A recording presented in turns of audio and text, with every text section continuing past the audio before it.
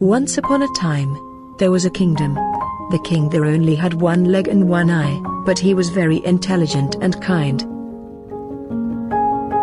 Everyone in his kingdom lived a happy and a healthy life because of their king.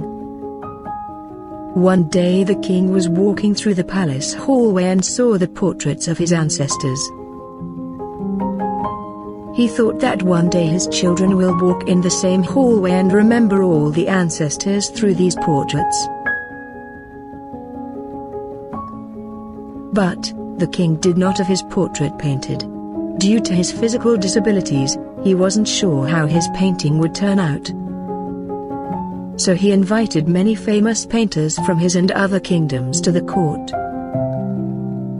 The king then announced that he wants a beautiful portrait made of himself to be placed in the palace.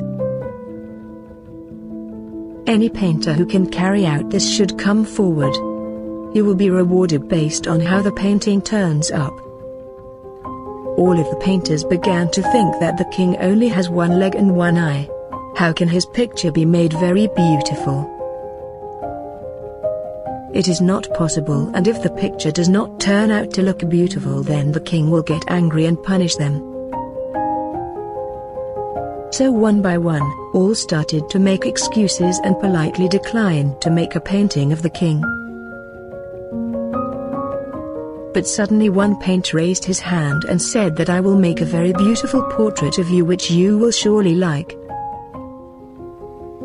The king became happy hearing that, and other painters got curious. The king gave him the permission and the painter started drawing the portrait.